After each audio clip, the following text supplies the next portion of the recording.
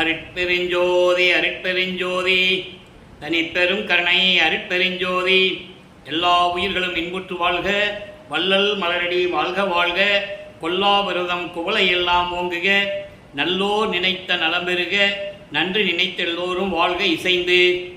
உலக மக்களே, அறிவார்ந்த அன்பர்களே, ஆண்மநேய ஒருமைப்பாட்டுடைய அன்பர்களே, வல்லப்பமானவர்கள் நமக்கு அருடைய திருவட்பாவிலிருந்து அருட்பெருஞ்சோதி ஆண்டவருடைய திருவிளையாடல் எப்படி நடந்தது என்பதையும், வல்லப்பமானவர்கள் இந்த பூலோகத்திற்கு ஒரு தாயின் வழியாக ஏன் வருவிக்க உற்றார் என்பதையும், அதற்கான விளக்கங்களையும் திருவருட்பா பாடலின் மூலமாக நாம் பார்த்து கொண்டிருக்கிறோம்.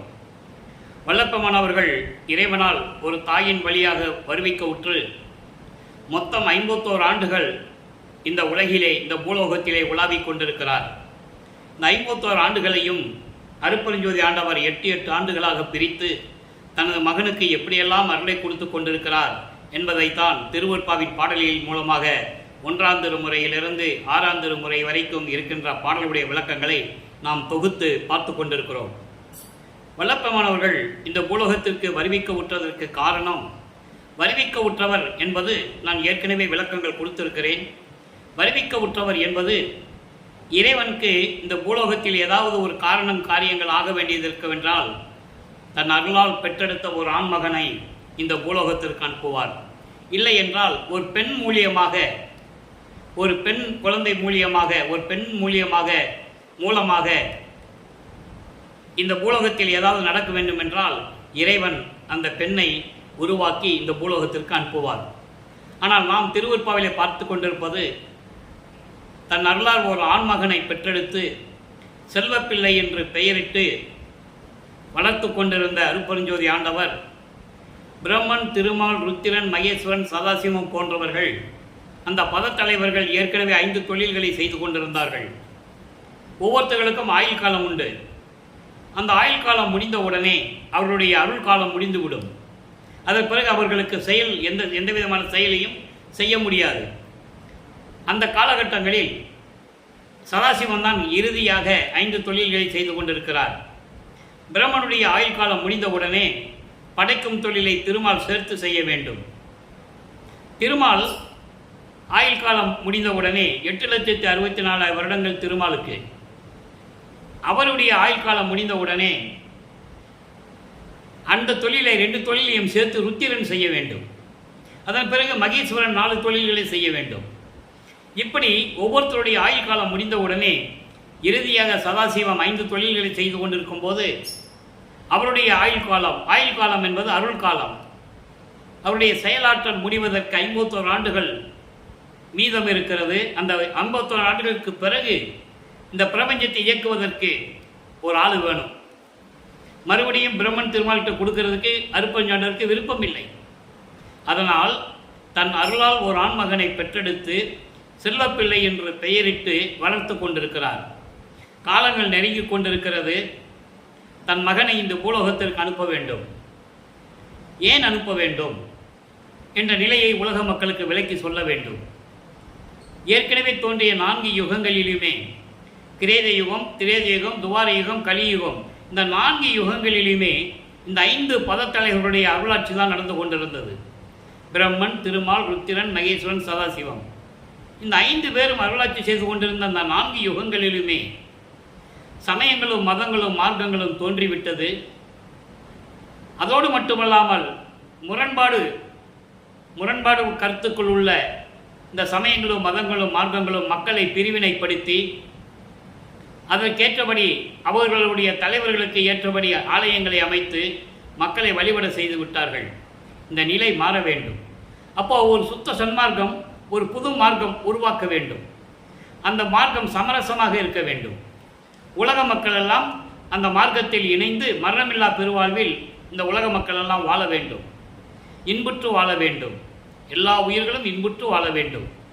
அதற்காகத்தான் தனது மகனை இந்த உலகியலிலே இருக்க வேண்டும் என்பதற்காக சிதம்பரம் அருகிலே இருக்கின்ற மருதூர் என்ற கிராமத்திலே ராமையா பிள்ளை சின்னையம்மர்களுடைய இல்லற வாழ்க்கையில் தனது மகனை அந்த தாயின் கருவறையிலே இருக்க வைத்து இந்த உலகிற்கு வருவிக்க செய்தார் அருட்பெருஞ்சோதி ஆண்டவர் என்பதை நாம் பாடல்களின் மூலமாக தெளிவாக பார்த்து கொண்டிருக்கிறோம்.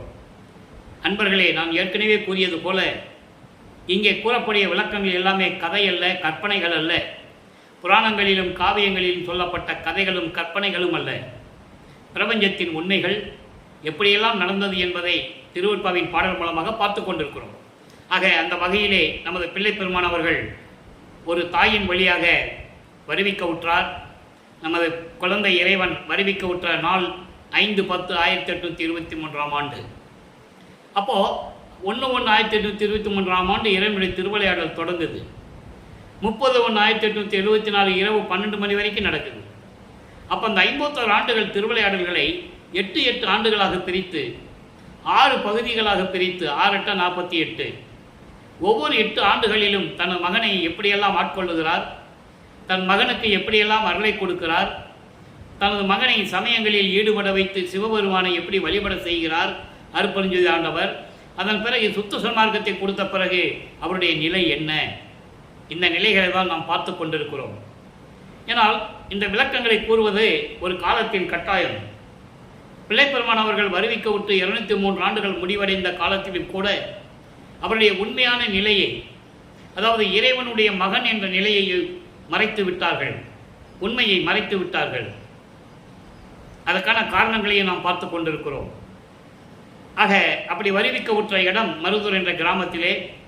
அதன் பிறகு 5 மாத குழந்தையாக இருக்கும்போது அருட்பெருஞ்சாண்டவர் தன் மகனுக்கு சிதம்பர ரகசியத்தை காட்டியது. சிதம்பர ரகசியம் என்பது சித்து பிளஸ் சம்பரம். மெஞ்ஞான நிலையில் இருக்கின்ற இறைவன், வெட்ட வெளியில் இருக்கின்ற இறைவன், அவர்தான் அருட்பெருஞ்சோதி ஆண்டவர் என்ற நிலையை தன் மகனுக்கு 5 மாத குழந்தையிலேயே நமது பிள்ளை பெருமானுக்கு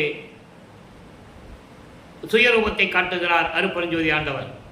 அதன் பிறகு இதையெல்லாம் ஏன் முன்னுரையாக கூறுகிறோம் என்றால், ஒவ்வொரு 8 ஆண்டுகளிலும் நமது பிள்ளை பெருமானுடைய வள்ளற்பெருமானுடைய நிலை என்ன என்பதை தெரிந்து கொள்ள வேண்டும். உலகியலிலே அவருக்கு வைத்த பெயர் ராமலிங்கம். பின்னாளில் மக்களால் திரு அருட்பிரகாச வள்ளலார் என்று அழைக்கப்பட்டார். ஆனால் இறைவன் தன் மகனுக்கு வைத்த பெயர் செல்வப்பிள்ளை. அதனால்தான் நான் பிள்ளை பெருமான் என்று கூறுவதுண்டு. வள்ளற்பெருமான் என்ற பெயர் நிலைத்து விட்டது, வள்ளலார் என்ற பெயர் நிலைத்து விட்டது. அந்த வகையில் மகிழ்ச்சி. ஆக இந்த நிலையில் இருக்கும்போது 8 ஆண்டுகள் வரைக்கும் என்ன நடந்தது என்பதை முன்னுரையாக கூற வேண்டும்.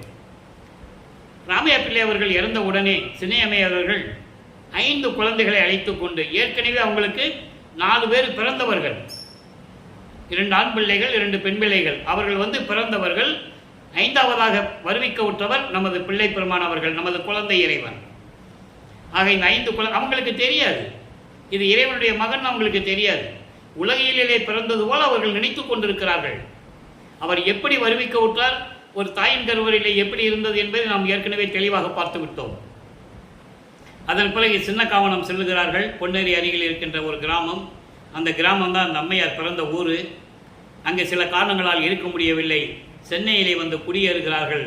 அவர்கள் குடியேறிய பகுதி ஏழுகணர் பகுதியில் இருக்கின்ற வீராசாமி தெருவிலே குடியேறுகிறார்கள். இப்போ அந்த இடத்துக்கு பேர் வள்ளலார் நகர் என்ற பெயர். ஆக நமது குழந்தை இறைவன் வளர்ந்து கொண்டிருக்கிறார். பள்ளியில் சேர்க்க வேண்டிய வயது வந்துவிட்டது. பள்ளியில் சேர்க்கிறார்கள். பள்ளியில் படிக்க முடியாது என்று சொல்லி வந்துவிட்டார்.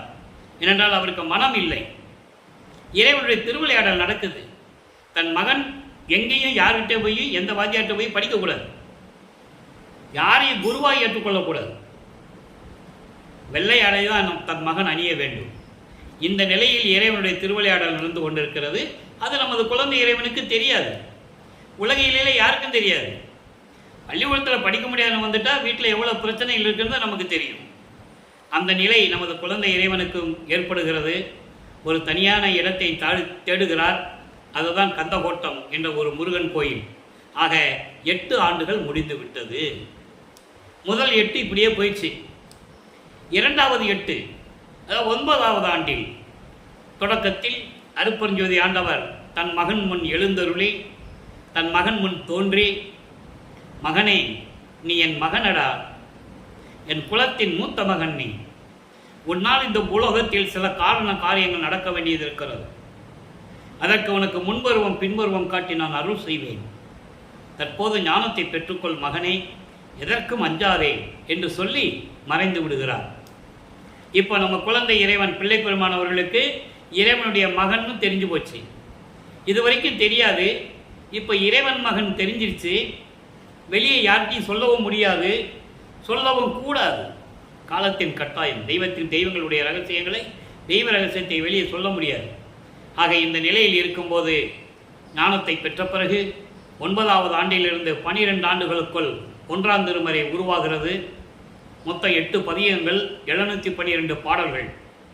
ஏற்கனவே நம் திருவருள் முறையீடு மடைமடை மாணிக்க மாலை 2 பதிகங்களையும் அருட்பெருஞ்சோதி ஆண்டவருடைய திருவிளையாடல் என்ற பதிவுகளிலே 400 பதிவுகளிலே 400 வீடியோ போட்டிருக்கோம். நீங்கள் அதில் பார்த்துக்கலாம். இன்னும் நிறைய விளக்கங்கள் சொல்ல வேண்டியது இருக்கிறது. ஏனென்றால் 6000 பாடல்கள், 6 திருமுறைகள், 33 ஆண்டுகள் வரை நமது பிள்ளை பெருமானவர்கள் சென்னையிலே இருக்கிறார்கள்.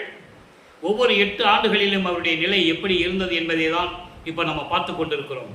பின்னாளில் சுத்த சன்மார்க்கத்தை வாங்கிய பிறகு அவருடைய நிலை என்ன என்பதை நாம் தொடர்ந்து பார்த்து கொண்டிருக்கிறோம். இப்போ 9வது ஆண்டிலிருந்து 12 ஆண்டுகளுக்குள் 1ஆம் திருமுறை உருவாகிறது. சிவபெருமானிடம் முறையீடு செய்கிறார். சிவபெருமானிடம் வேண்டுகிறார், விண்ணப்பம் வைக்கிறார், தனக்கு அருள வேண்டும் என்று சொல்லி. நல்லா கவனிக்கணும். இப்போ அவருக்கு சிவபெருமான் தான் கடவுளும் தெரியும்.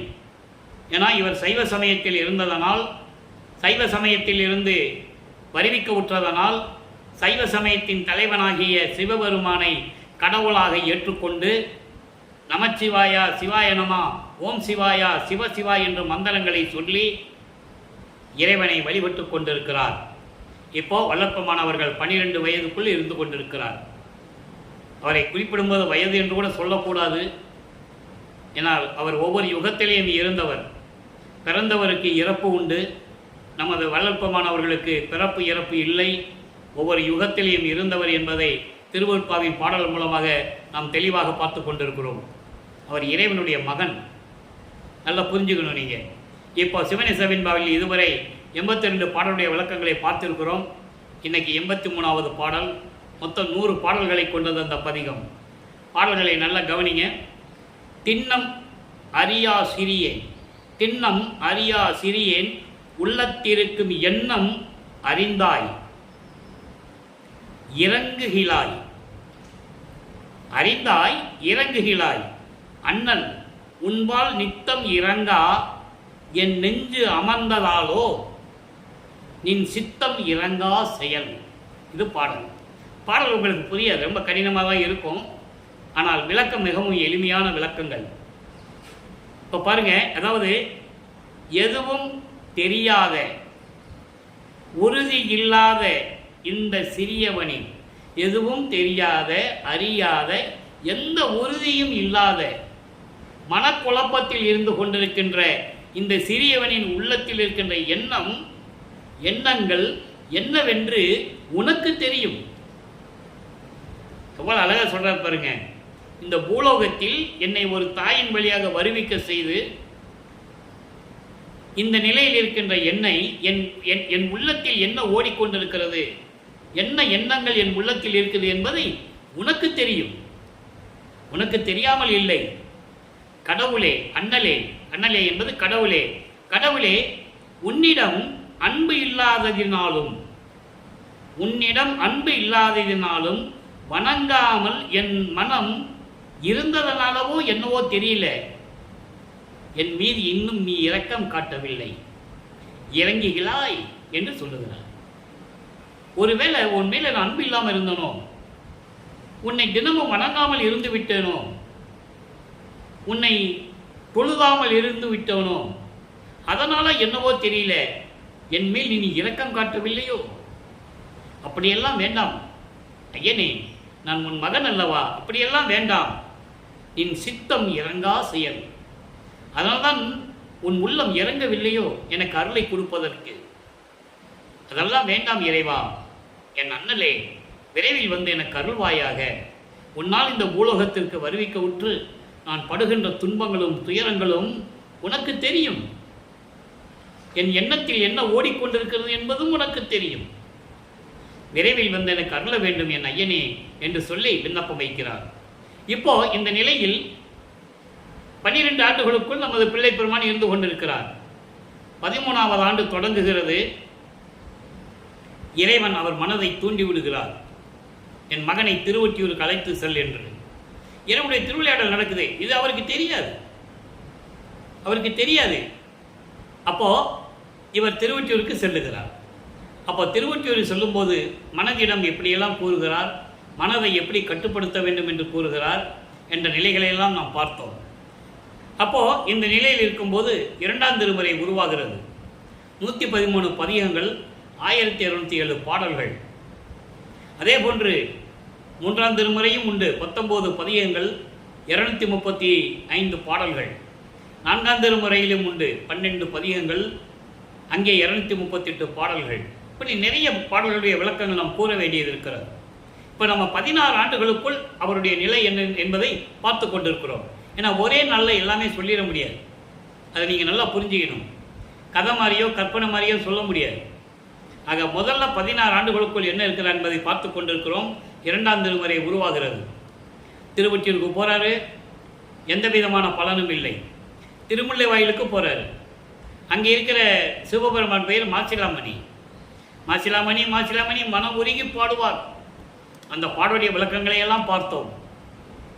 இந்த வயதிலே என்னை கால் வலிக்க நடக்க செய்கிறாயே, உன்னை பார்க்க வந்தால் ஏன் மகனே எப்படி இருக்கிறாய், கால் வலிக்கிறதா மகனே என்று கூட கேட்காமல் இருக்கிறாய், என்ன ஊமையான்னு கூட கேட்பார். ஊமை மாதிரி நின்றுட்டு இருக்க அப்படிலாம் கேட்பார். அதை பிறகு திருவள்ளித்தாயம் போவார். அங்கே இருக்கிற சிவபெருமானை பற்றி பாடுவார்.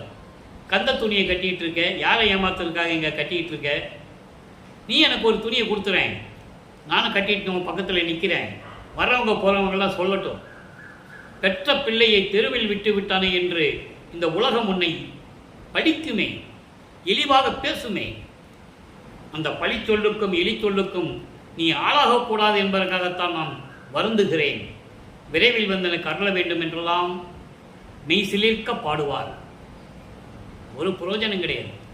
அதன் பிறகு அங்கேயே சொல்லிட்டு வந்துடுவார். இனிமேல் திருமுல்லை வாயிலுக்கும் திருவள்ளித்தாயத்துக்கு என்னால் வர முடியாது சாமி, எங்கள் அப்பா என் கால் வலிக்குதுடா சாமி, நான் வரமாட்டேன்னு சொல்லிட்டு வந்துடுவார். அப்போது இனிமேல் தொடர்ந்து திருவொற்றியூரிலே என்ன நடந்தது என்பதை பார்த்து கொண்டிருக்கிறோம். இதுவரை 38 பதிகங்களுடைய விளக்கங்களை பார்த்திருக்கிறோம். நெடுமொழி வஞ்சி இன்னைக்கு கடைசி பாடல், 10வது பாடல், பதிகம் 38. காமம், குரோதம், லோபம், மதம், மோகம், மாச்சரியம் 6 பிண்டத்துரிசுகள் உண்டு. ஒரு மனிதனுக்கு, மனித பிறவிக்கு 6 பிண்டத்துரிசுகள். பிண்டத்துரிசுகள் என்பது இதனால் வரக்கூடிய துன்பங்கள், குற்றங்கள் எப்படியெல்லாம் நடக்குது. காமத்தினால் நடக்குது, கடும் கோபத்தால் நடக்குது, கடும் பற்றால் நடக்குது, ஆணவத்தால் நடக்குது, அகங்காரத்தால் நடக்குது, மோகத்தால் நடக்குது, முரண்பாடு கருத்துக்களால் நடக்குது. இப்படி 6 நிலைகளையும் வளர்ப்பமானவர்கள் நமக்கு தெளிவாக ஒரு மனதிடம் சொல்வது போல இந்த பாடலை நமக்கு அருளியிருக்கிறார்கள். நெடுமொழி வஞ்சி என்பது மனதிடம் கடுமையாக சொல்லுவது, கடும் சொல்லால் வஞ்சிப்பது, கடும் சொல்லால் விமர்சிப்பது.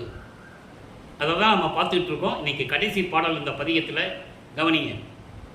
வெண்மை சேர் அகங்காரமாம் வீணா, மனதை சொல்லுகிறார், உள்ளத்தை சொல்லுகிறார். ஏனென்றால் மனம்தான் எல்லாவற்றிற்கும் காரணம். மனம் ஒரு நிலையில் இருக்காது. ஒவ்வொரு நிமிடத்திற்கும் மனதினுடைய நிலை மாறுபட்டு கொண்டே இருக்கும். மனம் போன போக்கில் போனால் நாம் சரியாக வாழ முடியாது. அந்த மனதை கட்டுப்படுத்த வேண்டும். நியாயம் எது, அநியாயம் எது, தீமை எது, நன்மை எது என்று நாம் யோசித்து ஆலோசித்து பார்க்க வேண்டும். நிதானமாக பார்க்க வேண்டும். அப்போதான் அந்த வாழ்க்கை நமக்கு சீராக இருக்கும் என்பதை இந்த பாடலிலே நமக்கு தெளிவாக அருளியிருக்கிறார்கள் என்பதை நீங்கள் புரிந்து கொள்ள வேண்டும். அப்போ வெண்மை சேர் அகங்காரமாம் வீணா, வீணா போனவனே. வெண்மை என்பது அறிவில்லாமல் இருப்பது, அறியாமையில் இருப்பது, மூட நம்பிக்கைகளில் இருப்பது, அதான் வெண்மை. இப்படி இந்த நிலையில் இருந்து கொண்டு அகங்காரத்தோடு இருக்கின்ற வீணா போனவனே மனதை சொல்லுகிறார்.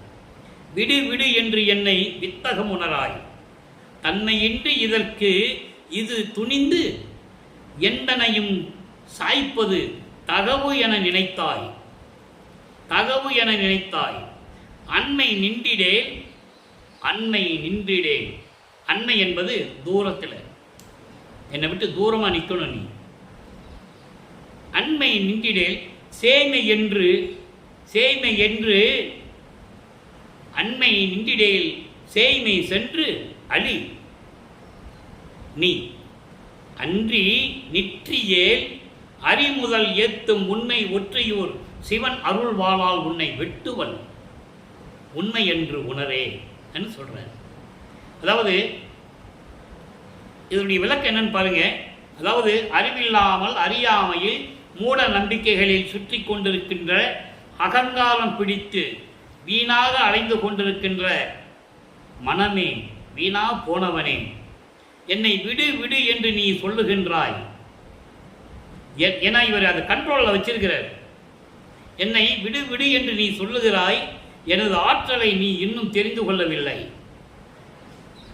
கொஞ்சம் கூட இரக்கம் இல்லாமல் இதுதான் சரியான நேரம் என்று துணிந்து என்னை வீழ்த்தி விடலாம் என்று நீ நினைத்தாய். பெருமையுடன் நினைத்து கொண்டிருக்கிறாய் என்னை எப்படியாவது நீ வீழ்த்தி விடலாம் என்று. என் அருகில் நிற்காதே, என் அருகில் நிற்காதே, என்னை விட்டு வெளியே சென்று அழித்து போ. அது மீறி நான் அப்படிதான் நிற்பேன் அப்படி நீ அடம் பிடிச்சு பிடிவாதமாக நீ இருந்தேன்னு வச்சுக்கேன். உண்மையாக சொல்கிறேன், திருவொற்றியூரில் இருக்கிற சிவபெருமான் இருக்கானே, அவனுடைய அருளை பெற்றுக்கொண்டு அவன் அருள் என்னும் வாளால், அருள் என்னும் அறிவாளால் உன்னை வெட்டி வீழ்த்தி விடுவேன். அதாவது இறைவனுடைய அருளை பெற்று உன்னை அழித்து விடுவேன் என்று சொல்லுகிறார். இது சத்தியம் என்று நீ உணர்ந்து கொள்ள வேண்டும் என்று கூறுவார். நல்ல கவனியதும். இப்போ பிள்ளை பெருமானவர்கள் 16 ஆண்டுகளுக்குள் இருந்து கொண்டிருக்கிறார். இப்போ 16வது ஆண்டில் இருந்து கொண்டிருக்கிறார். அப்போ 16வது ஆண்டில் ஒரு ஆணாக இருந்தால் சரி, ஒரு பெண்ணாக இருந்தால் சரி, அவங்களுடைய மனநிலை எப்படி இருக்கும் நமக்கு தெரியும். நம்ம அந்த வயதை தாண்டி வந்தவங்க தானே. மனம் ஒரு நிலையில் இருக்காது, பல சிந்தனைகள் ஓடும், பல சிந்தனைகள் ஓடும். அப்போ நம்ம என்ன பண்ணணும்? மனதை கட்டுப்படுத்த வேண்டும். மனதை கட்டுப்படுத்தி விட்டால் இந்த காமம், குரோதம், லோபம் போன்ற இந்த பிண்ட துரிசுகளிலிருந்து நாம் தப்பித்துக் கொள்ளலாம். டீனேஜ்னு சொல்லுவாங்க. 13, 14, 15, 16, 17, 18, 19. இந்த டீனேஜ் இருக்கே ஒரு முக்கியமான ஒரு காலகட்டம் அது. அந்த டீனேஜில் நம்ம தப்பிச்சுட்டு வந்துட்டோம்னு வச்சுக்கோங்க, நம்ம கில்லாடி ஆயிடுவோம், நம்ம ஜெயிச்சிருவோம் வாழ்க்கையில். அந்த டீனேஜில் தான் நம்ம வயசை, நம்முடைய மனதை ஒருநிலைப்படுத்த வேண்டும். ஏன்னா எதுவும் தெரியாத வயது, சிந்திக்க தெரியாத வயது, நல்லது கெட்டது எதுன்னு சொல்ல முடியாத ஒரு வயது அது. அதனால தான் வல்லப்பெருமான் சொல்கிறார், மனதை கட்டுப்படுத்த வேண்டும். அதை பாடலின் மூலமாக உலக மக்களுக்கு சொல்லுவது போல இந்த பாடலை நமக்கு அருளி இருக்கிறார்கள் என்பதை நீங்கள் புரிந்து கொள்ள வேண்டும். இப்போ 16 ஆண்டுகள் வரைக்கும் சென்னையிலே 33 ஆண்டுகள் இருக்கிறார். அதை தான் நம்ம பார்த்துக்கிட்டு இருக்கோம், 8 ஆண்டாக பார்த்துக்கிட்டு இருக்கோம். இப்போ 16 ஆண்டுகள் வரைக்கும் அவர் அப்படியே நிலை இருந்தது. இறைவனிடமிருந்து எந்த அருளையும் பெற முடியவில்லை. திருவொற்றியூருக்கு போகிறது, திருமுல்லை வாயிலுக்கு போகிறது, திருவள்ளியத்தாயத்துக்கு போகிறது, சிவபெருமானை பற்றி பாடுறது, எந்த பிரயோஜனம் இல்லை. அப்போ அங்கே இருக்கிறவங்களாம் என்ன சொல்லுவாங்க, வீட்லேயும் சரி அங்கே இருக்கிறவங்கலாம், ஏன் இப்படி பைத்தியம் பிடிச்சிட்டு அலைகிறான், இவனுக்கு என்ன ஆச்சு அப்படிலாம் பேசுவாங்கல்ல. அதையும் காதில் கேட்டுக்கொண்டு ஒரு இறைவனுடைய மகன் மக்களோடு மக்களாக உலாவிக் கொண்டிருக்கிறார் என்பதை நான் பதிவு செய்ய கடமைப்பட்டிருக்கிறேன். அது மட்டும் நீங்கள் நல்லா புரிஞ்சுக்கணும். என்ன சொன்னாலும் சரி சொல்லிட்டு போங்கடா, நான் இறைவனுடைய மகன், காலம் வரும்போது அது தெரியும் உங்களுக்கு.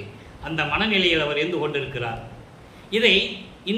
இதே ஒரு நிலையை சுத்த சன்மார்க்கத்தை பெற்ற பிறகு 6ஆம் திருமுறையிலே தத்துவ வெற்றி 99வது பதிகம் தத்துவ வெற்றி, அந்த பதிகத்திலே அழகாக கூறுவார்.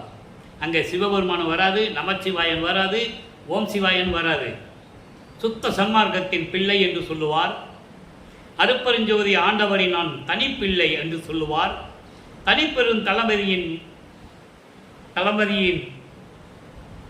மூத்த பிள்ளை என்று சொல்லுவார். பெரும்பதியின் மூத்த பிள்ளை என்று சொல்லுவார்.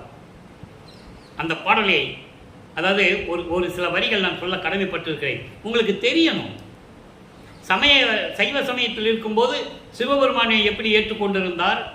அதன் பிறகு சிவபெருமான் தேவையில்லை, அது தத்துவத்தினுடைய தலைவர்கள் என்று சொல்லி சுத்த சன்மார்க்கத்தின் தலைவன் அருட்பெருஞ்சோதி ஆண்டவர் தான் இயற்கை உண்மை விளக்க கடவுள் என்று எப்படி சொல்லுகிறார் என்ற விளக்கம் உங்களுக்கு புரிய வேண்டும். தத்துவத்தில் அந்த 8வது பாட்டில் சொல்லுவார், அகங்காரம் என்னும் கொல்லா அடவாதி பயலே. இங்கே என்ன சொல்லுவார் பார்த்தீங்களா, வெண்மை செயல் அகங்காரமாம் வீணா வீணா போனவனின் சொல்லுவார். அங்கே அகங்காரம் பிடித்த அடவாதி பயலே, அடம் பிடிச்சு கொண்டிருக்கின்ற பயலே, இருந்த இடம் தெரியாமல் நீ போய்விடு. என்னை சுற்றி சுற்றி கொண்டிருந்தால், என்னையே சுற்றி கொண்டிருந்தால் உன்னை நான் அழித்து விடுவேன். ஆள் நடமாட்டம் இல்லாத இடத்துக்கு போய் அங்கே போய் ஒளிந்து கொள். இல்லை என்றால் நான் யார் தெரியுமா, சுத்த சிவ சன்மார்க்கத்தின் பிள்ளை, நான் உன்னை அழித்து விடுவேன் என்று சொல்லுவார். அங்கே எப்படி சொல்லுவாரே, சிவனுடைய அருளை பெற்றுக்கொண்டு உன்னை அழித்து விடுவேன் என்று சொல்லுவார். இங்கே நான் இறைவனுடைய மகன் என்று சொல்லுவார். அதை நீங்க மனசுல அப்படியே உறுதியா பதிய வச்சுக்கணும். அங்கே சிவனுடைய அருளை பெற்று அழிப்பேன் என்று சொல்லுவார், ஆனால் அருள் கிடைக்காது. இங்கே சுத்த சன்மார்க்கத்தின் தலைவனாகிய தனிப்பெரும் தலைமையாகிய அருட்பெருஞ்சானுடைய பிள்ளை நான், சுத்த சன்மார்க்க சிவமார்க்கத்தின் பிள்ளை நான் என்று கூறுவார். அதை நீங்க புரிஞ்சுக்கணும். இப்போ இந்த நிலைகள்லாம் மாறும்போது சுத்த சன்மார்க்கத்தை பெற்ற பிறகு அவருடைய நிலை என்ன? 33 ஆண்டுகள் வரைக்கும் சென்னையில் இருக்கிறார். அங்கே எந்த விதமான பலனும் இல்லை. 33வது ஆண்டுடைய இறுதி கட்டத்தில் தான் அவருக்கு தெரியும் அருட்பெருஞ்சோதி ஆண்டவர் தான் தன்னுடைய தந்தை என்று. திருமணத்தின் போதுதான் தெரியும். தனக்கோடி அம்மையாருக்கு தாலி கட்டி அந்த அம்மாவுக்கு விமோசனத்தை கொடுக்கிறார். அந்த அம்மாவுக்கு விமோசனம் கொடுப்பதற்காகவே அந்த அம்மா இவர் வறுமை கற்ற குடும்பத்தில் அக்கா மகனாக உறவுக்கார பெண்ணாக பிறக்கிறார். அவர் பிறந்தவர், அவர் ஆயுள் இருக்கிற வரைக்கும் இந்த பூமியில இருந்து வாழ்ந்து அந்த உடம்பை சமாதியாக்கி தான் அந்த அம்மா போகணும். இது காலத்தின் கட்டாயம். அதுக்கான பாடல்கள் எல்லாம் உண்டு. அதுக்கு விளக்கெல்லாம் நம்ம கொடுத்து விட்டோம். நான் ஏற்கனவே கூறியது போல இங்கே சொல்லுகின்ற உண்மைகள் விளக்கங்கள் எல்லாமே திருவருட்பாவில் இருக்கின்றது. கதையோ கற்பனையோ அல்ல, யாராலையும் மறுக்கவும் முடியாது. அவ்வளவு அழகான உண்மைகளெல்லாம் திருவருட்பாவில் இருக்கிறது. ஆக இப்போ சுத்த சன்மார்க்கத்தை பெற்ற பிறகு அருட்பெருஞ்சோதி ஆண்டவர் தான் தன் தந்தை என்று பெற்ற பிறகு தெரிஞ்ச பிறகு அவருடைய நிலை என்ன? எப்படி ஆரம்ப கட்டத்தில் சமயங்களை சைவ சமயத்தை நாடி இருந்தாரோ, அங்கே இருக்கும்போது எந்த நிலை அவருக்கு இருந்ததோ, அதே போல சுத்த சன்மார்க்கத்தை பெற்ற பிறகு ஆரம்ப நிலைகளில் இறைவனுடைய அருளை பெற்ற பிறகு அவருடைய நிலை என்ன என்பதை சொல்ல வேண்டும். 87வது பதிகம் கைமாறின்மை. கைமாறின்மை என்பது அதில் 10வது பாடல். கைமாறின்மை என்பது தன் தந்தையிடம் எல்லா நன்மையும் பெற்றுக்கொண்டு எல்லா அருளையும் பெற்றுக்கொண்டார்.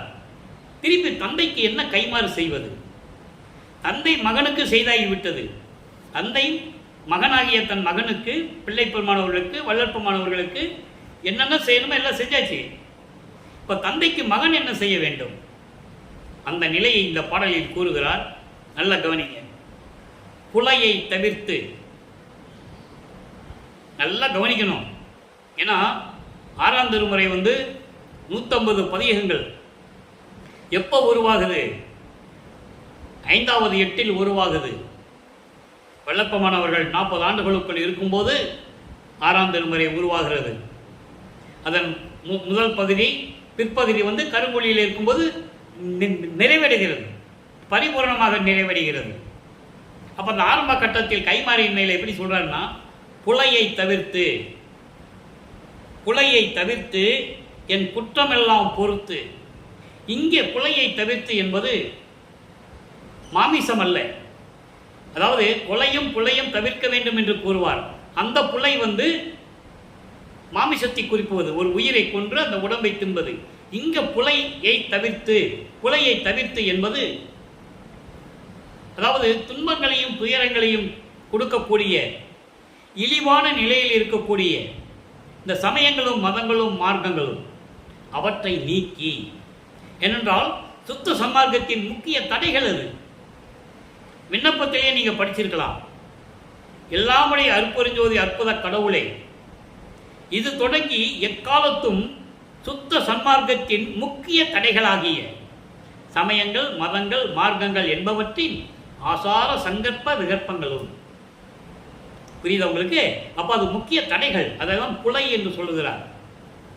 அந்த புலையை தவிர்த்து இந்த சமயங்கள், மதங்கள், மார்க்கங்கள் சொல்லப்பட்ட நெறிமுறைகளை எல்லாம் நீக்கி என் குற்றமெல்லாம் பொறுத்து. ஏன் சொன்னார்? அவர் என்ன குற்றம் செய்தார்? ஒரு குற்றம் கிடையாது. தயவும் கருணையும் உள்ள இறைவன் பிள்ளை பெருமான் அவர்கள். அவர் என்ன குற்றம் செய்தார் என்பதை நான் சமயங்களில் இருக்கும்போது நீ யார் என்று தெரியாமல், சுத்த சன்மார்க்கம் என்னவென்று தெரியாமல், நான் சைவ நெறியிலே இருந்து கொண்டு நான் சமயங்களையும் மதங்களையும் மார்க்கங்களையும் பின்பற்றி கொண்டிருந்த அந்த நிலைகளை எல்லாம் எனக்கு பொறுத்து மன்னித்து, அவற்றையெல்லாம் நீக்கி என்னையும் மன்னித்து ஞான பூரணமா நிலையை தெரித்து, ஞான பூரணமான நிலை, ஞானத்தில் ஞானம். எவ்வளவு அற்புதமா சொல்றார் பாருங்க. சரியை, கிரியை, யோகம் என்ற 12 நிலைகள் சமயங்களையும் மதங்களையும் மார்க்கங்களையும் சார்ந்தது. அந்த 12 நிலைகள் 13வது நிலையிலிருந்து தான் மரணமில்லா பெருவாழ்வு தொடங்குகிறது. ஞான சரியை, ஞான கிரியை, ஞானத்தில் யோகம், ஞானத்தில் ஞானம். இந்த ஞானத்தில் ஞானம்தான் ஞானம் பரிபூர்ணமான நிலை. அதுதான் கடவுள் நிலை அறிந்து அம்மயமாகக்கூடிய நிலை. ஏமசித்தி, சாகா கல்வி, தத்துவங்களை நிகரம் செய்தல், தத்துவங்களை கடப்பது. 96 தத்துவங்கள், 36 தத்துவங்கள் பிளஸ் 60 தத்துவிகள். அதெல்லாம் கடந்துதான் கடவுள் நிலை அறிந்து அம்மயமாகக்கூடிய நிலையாகிய ஞான பூரணமான ஒரு நிலை அது. அந்த நிலையையும் எனக்கு தெரிவித்து, அந்த நிலையெல்லாம் எனக்கு தெரிவித்து சன்மார்க்க நீதி பொதுவில் நிறுத்தமிடும் மலையை காட்டி. நல்லா கவனிக்கணும் பாருங்க. சன்மார்க்க நீதி பொதுவில் நிறுத்தமிடும் மலையை காட்டி. அவர் சமயங்களில் இருக்கிற வரைக்கும் இன்னைக்கு நம்ம பார்த்தோம்ல, திருவொற்றியூரில் இருக்கின்ற சிவபெருமான் சொல்லுவார். நல்லா புரிஞ்சுக்கணும். திருவொற்றியூரில் இருக்கின்ற சிவபெருமான் சொல்லுவார். அப்போ அவருக்கு சன்மார்க்கம் தெரியாது, சுத்த சன்மார்க்கம் என்னன்னு தெரியாது, அருட்பஞ்சாண்டவர் யாருன்னு தெரியாது. அது பெற்ற பிறகு சொல்றார் பாருங்க, சன்மார்க்க நீதி பொதுவில். சன்மார்க்க நீதி பொதுவிலிருந்து சுத்த சன்மார்க்க நெறிகளை உடைய சத்திய ஞான சபை. அந்த சத்திய ஞான சபை எங்க இருக்கு? திருச்சிற்றம்பலம் சுத்த சிவஞான வெளியில் இருக்கு. இங்கே வடலூரில் இருக்கின்ற சத்திய ஞான சபை நமக்கு மக்களுக்காக வல்லப்பமானவர்கள் அருளியது. என மக்கள் அங்கு போக முடியாது. அதனால் அதே சத்திய ஞான சபையை இங்கே நிறுவினார் என்பதை நீங்கள் புரிந்து கொள்ள வேண்டும். ஆக அப்படிப்பட்ட ஒரு சத்திய ஞான சபையிலே அருள் நடனம் செய்து கொண்டு திருவிளையாடல் செய்து கொண்டிருக்கின்ற உனது திருவடிகளுடைய நிலையை எனக்கு காட்டி. எப்படி சொல்றாரு பாருங்க. அப்ப அவருடைய திருவடிகளின் நிலை என்ன? நீங்க எல்லாம் பார்த்துருப்பீங்க. சிவபெருமானா இருந்தாலும் சரி, நடராஜனா இருந்தாலும் சரி, உருவங்களை அமைத்து வலது காலை ஊன்றி இடது காலை தூக்கி நடனம் ஆடுவது போல காட்டியிருப்பார்கள். ஆனால் அருட்பெருஞ்சோதி ஆண்டவர் அப்படி அல்ல. இடது காலை ஊன்றி வலது காலை தூக்கி நடனம் ஆடுகின்றவர். அதுதான் ஆடுகின்ற சேவடி. ஆடுகின்ற சேவடிக்கே ஆளானேன், மாளாத யாக்கை பெற்றேன் என்று கூறுவார். சன்மார்க்க சங்க நடுவிருந்தே குழாவுகின்றேன். அப்போ இறைவன் அருட்பஞ்சாண்டவர் எப்படி இருக்கிறாராம்? இடது காலை ஊன்றி வலது காலால் நடனம் ஆடுகின்றவர். அதான் சொல்றாரு, சுத்த சன்மார்க்க நீதி பொதுவில் நிறுத்தமிடும். நிறுத்தமிடும் என்பது அருள் நடனம் செய்து கொண்டு திருவிளையாடல் செய்து கொண்டிருக்கின்ற உன்னுடைய திருவடிகளை, அந்த ஆடுகின்ற சேவடிகளை, ஆடுகின்ற சேவடிகளை எனக்கு காட்டி அதன் அடியில் வயங்க இருத்தி, அந்த திருவடிகளின் நிழல்களிலே என்னை இருக்க செய்து, திருவடிகளின் கீழ் என்னை இருக்க செய்து, இருக்கும்படி செய்து சாகாத கலையை கொடுத்தாய். சாகாத கலையை கொடுத்தாய். சாகாத கலை, சாகாத கலை என்பது அதான் மரணமில்லா பெருவாழ்வு. அப்படிப்பட்ட நிலைகளை எனக்கு கொடுத்தாய். இந்தனக்கு கைமாறு ஏது கொடுப்பேனே. அந்த சாகாத நிலையை எப்படி கொடுத்தாரு? அதுக்கும் பாடல் உண்டு. 6ஆம் திருமுறையிலே 112வது பதிகம் மெய்யருள் வியப்பிலே கூறுவார். 14வது பாடல் அது. நாகாதிபனும் அயனும் மாலும் நறுமுறுமெனவே ஞான அமுதம் அளித்தாய். நானும் உண்டு துண்ணவே சாகா கலையை பயிற்சி தந்த தயவையே சாற்றலுக்கரிது. எவ்வளவு அருமையா சொல்லுவார் தெரியுமா? பிரம்மனும் திருமாலும் இந்திரனும் மகேஸ்வரனும் சதாசிவனும் போன்றவர்களெல்லாம் என்னை சாகா கல்வி என் தந்தை எனக்கு கற்றுக் கொடுக்கும் போது என்னை பார்த்து கொண்டிருக்கிறார்கள். முகத்திலே கோபத்தோடு நறுமுறுமெனவ பல்ல கடிச்சுக்கிட்டு இருக்காங்களாம். அப்போ சாகா கல்வியை எங்கே கற்றுக்கொண்டார்? அங்கே சுத்த சிவஞான வெளியில் இருக்கின்ற சத்தியஞான சபையிலே தன் தந்தையிடம் அருப்பஞ்சோதி ஆண்டவரிடம் சாகா கல்வியை கற்றுக்கொள்ளுகிறார். அங்கே 1 வருடம் இருக்கிறார் நமது பிள்ளை பெருமான் அவர்கள் என்பதை திருவருட்பாவின் பாடல் மூலமாக நாம் தெரிந்து கொள்ளலாம். இந்த விளக்கங்கள்லாம் யாராலையும் சொல்ல முடியாது. இறைவனுடைய தயவையும் கருணையும் பெற்றுக்கொண்டு இறைவனுடைய அருள் பெற்றிருந்தால்தான் இந்த விளக்கத்தை சொல்ல முடியும். இதுவரை யாரும் சொன்னதில்லை, நீங்கள் கூட கேள்விப்பட்டிருக்கலாம். அதுக்கப்புறம் தான் பூலோகத்துக்கு திரும்பி வர்றாரு. சாகா கல்வியை கற்றுக்கிறாரு, சுத்த சன்மார்க்கத்தை அங்கே தான் வாங்குறாரு. அதுக்கான பாடல்கள் நிறைய விளக்கங்கள் உண்டு. அதுக்கப்புறம் தான் பூலோகத்துக்கு திரும்பி வராரு. அப்போ அந்த இடைப்பட்ட காலத்தில் இவர் இல்லைன்னு சொன்னோன்னே என்ன சொல்லுவாங்க?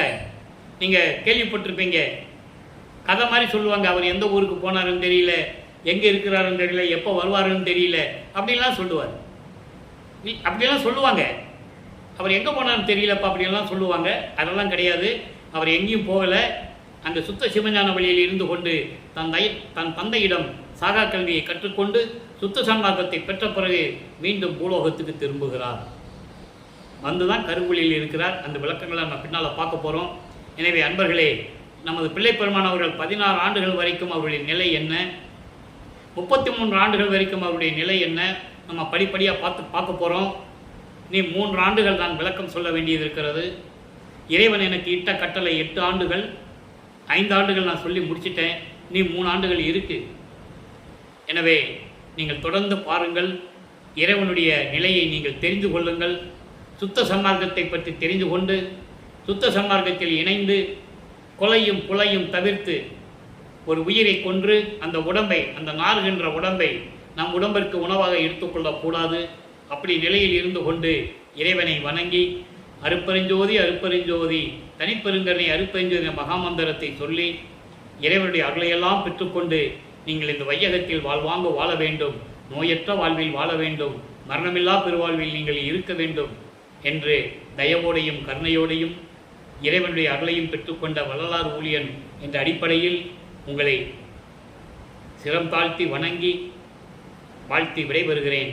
மீண்டும் நாளை சந்திப்போம். நன்றி, வணக்கம். அருட்பெருஞ்சோதி அருட்பெருஞ்சோதி தனிப்பெரும் கருணை அருட்பெருஞ்சோதி. தினமும் இறைவனுடைய விளக்கங்கள் வரும். கண்டு மகிழ்ந்து கேட்டு இறைவனர்களை பெற்றுக்கொண்டு மகிழ்வோடு வாழுங்கள்.